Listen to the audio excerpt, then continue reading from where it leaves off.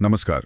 आज हम एक काफी दिलचस्प सुप्रीम कोर्ट मामले को समझने की कोशिश करेंगे। 1978 का पॉटरी मजदूर पंचायत बनाम परफेक्ट पॉटरी कंपनी लिमिटेड। जी, ये मामला एक फैक्ट्री बंद होने से जुड़ा है, पर असल में ये कानूनी बारीकियों का केस ज्यादा है। हाँ, मतलब फैक्ट्री बंद हुई जी, लेकिन कहानी उसके बाद शुरू हुई। बिल्कुल। हमारे पास सुप्रीम कोर्ट का वो 19 अक्टूबर 1978 का फैसला है और आज हम यही समझने वाले हैं कि जब सरकार कोई विवाद इंडस्ट्रियल ट्रिब्यूनल को भेजती है तो उस ट्रिब्यूनल के अधिकार कितने होते हैं, खासकर जब कंपनी बंद हो रही हो। तो शुरुआत हुई परफेक्ट पॉटरी कंपनी से। उन्होंने अप्रैल 1967 में नोटिस दिया कि भाई हमारी माली हालत ठीक नहीं है, फैक्ट्री और खदानें बंद कर रहे हैं। हाँ, और मजदूर पंचायत ने इस पर आपत्ति जताई। वहीं से विवाद खड़ा हो गया और मामला फिर कोर्ट में जा गया या ट्रिब्यूनल में। 2 अलग-अलग ट्रिब्यूनल्स में गया, एक फैक्ट्री के लिए जो मध्य प्रदेश के एक्ट के तहत था और दूसरा खदानों के लिए जो central act industrial disputes act 1947 के तहत था। ओके। पर सबसे अहम बात ये थी, और यहीं पर सारा पेंच था, कि सरकार ने ट्रिब्यूनल से पूछा क्या। अच्छा, क्या सवाल था रेफरेंस में? सरकार ने पूछा कि कंपनी ने जो बंदी प्रस्तावित की है क्या वो उचित और न्यायसंगत है, प्रॉपर एंड जस्टिफाइड। ध्यान दीजिए, सवाल ये नहीं था कि बंदी वास्तव में हुई या नहीं, सवाल था कि बंदी का कारण ठीक है या नहीं। समझ गया। तो ये तो बड़ा स्पेसिफिक सवाल हो गया।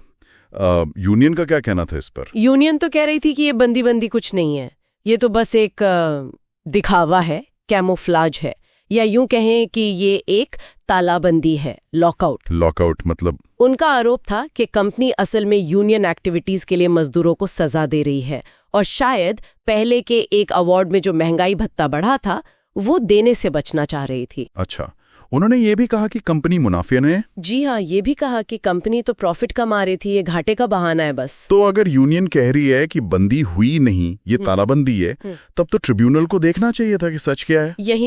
यही तो मामला फंसा। एक ट्रिब्यूनल सेंट्रल वाला, उसने कहा कि भाई रेफरेंस हमें बंदी के औचित्य जस्टिफिकेशन पर फैसला देने को नहीं कहता, तो वो हम नहीं देखेंगे। लेकिन हाँ, हम ये जरूर देख सकते हैं कि बंदी वास्तविक है भी या नहीं। ओके, ये तो लॉजिकल लगता है। लेकिन जो दूसरा ट्रिब्यूनल था, स्टेट इंडस्ट्रियल कोर्ट, उसने कहा कि रेफरेंस के शब्द इतने बंधे हुए हैं कि हम न तो औचित्य देख सकते हैं और न ही ये देख सकते हैं कि बंदी असली है या नकली। अरे, मतलब रेफरेंस ने हाथ ही बांध दिए पूरी तरह। बिल्कुल, एक ने कहा थोड़ा देख सकते हैं, दूसरे ने कहा बिल्कुल नहीं देख सकते। तो फिर मामला हाई कोर्ट और सुप्रीम कोर्ट गया होगा। उन्होंने क्या कहा? हाँ बिल्कुल, हाई कोर्ट और फिर सुप्रीम कोर्ट दोनों ने एक ही लाइन ली।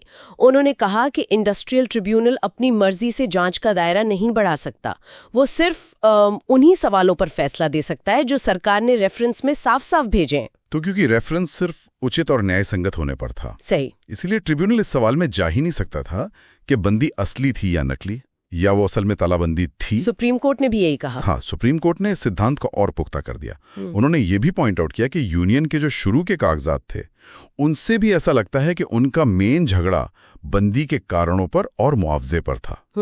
इस बात पर उतना जोर नहीं था कि बंदी हुई ही नहीं। कोर्ट ने कहा कि अगर विवाद बंदी के होने या ना होने पर ही होता तो सरकार को रेफरेंस अलग तरीके से बनाना चाहिए था, सवाल अलग होता। तो अगर रेफरेंस बनाने में चूक हो जाए तो सच जानते हुए भी शायद न्याय ना हो पाए। ये तो काफी सीरियस बात है। यही इस केस का सार है। कानूनी सिद्धांत ये तय हुआ कि ट्रिब्यूनल रेफरेंस की शर्तों से बंधा है। अगर बिजनेस बंद हुआ है और वो सच में बंद हुआ है तो वो क्यों बंद हुआ, उसके कारण सही थे या गलत, इस पर विवाद नहीं उठाया जा सकता जब तक कि रेफरेंस खुद ये सवाल ना पूछे। शब्दों का खेल है सारा। बिल्कुल, रेफरेंस की भाषा ही सब कुछ है। लेकिन मुआवजे का क्या हुआ? मजदूरों को कुछ मिला? हाँ, वो अच्छी बात हुई। सुप्रीम कोर्ट में सुनवाई के दौरान ही दोनों पार्टियों में समझौता हो गया। कंपनी इस बात पर राजी हो गई कि वो मजदूरों को छटनी मुआवजा रिट्रेंचमेंट कंपनसेशन देगी। अच्छा, ये मुआवजा इंडस्ट्रियल डिस्प्यूट्स एक्ट 1947 की धारा 25 FFF के हिसाब से तय हुआ, जो खास तौर पर बिजनेस बंद होने पर मुआवजे की बात करती है। और ये भी तय हुआ कि इससे मजदूरों के भविष्य के अधिकारों का असर नहीं पड़ेगा। जी, ये भी साफ किया गया कि अगर कंपनी भविष्य में कोई नया काम शुरू करती है तो इस मुआवजे से उन मजदूरों के दोबारा रोजगार पाने के अधिकार पर कोई नेगेटिव असर नहीं पड़ेगा। तो इस पूरी चर्चा का निचोड़ क्या निकाले हम? निचोड़ बस इतना है कि औद्योगिक विवादों में ट्रिब्यूनल की ताकत उतनी ही है जितनी सरकार रेफरेंस के शब्दों में उसे देती है। रेफरेंस ही लक्ष्मण रेखा है। अगर रेफरेंस सिर्फ बंदी के कारण पर है तो ट्रिब्यूनल ये नहीं जान सकता कि बंदी असली है या नकली। ये फैसला वाकई एक नजीर बन गया होगा, खासकर जब कंपनी अपना कारोबार बंद करती हैं। हाँ, ये ट्रिब्यूनल की शक्तियों की सीमाओं को बहुत साफ तौर पर दिखाता है। चलते चलते एक सवाल मेरे मन में आ रहा है। अगर किसी कंपनी के बंदी के ऐलान पर शक हो, लगे कि नीयत ठीक नहीं है, तो क्या ट्रिब्यूनल को यह अधिकार होना चाहिए कि वो रेफरेंस के शब्दों से थोड़ा आगे जाकर भी असली इरादे को जांच सके, भले ही रेफरेंस थोड़ा सीमित हो? या फिर ये जो फैसला है ये कहीं अनजाने में कंपनियों को एक रास्ता तो नहीं दे देता कि अगर रेफरेंस ठीक से ड्राफ्ट ना हुआ हो तो वो तालाबंदी को बंदी बताकर निकल जाएं? सोचने वाली बात है ना? बिल्कुल, ये एक अहम सवाल है जिस पर विचार किया जाना चाहिए।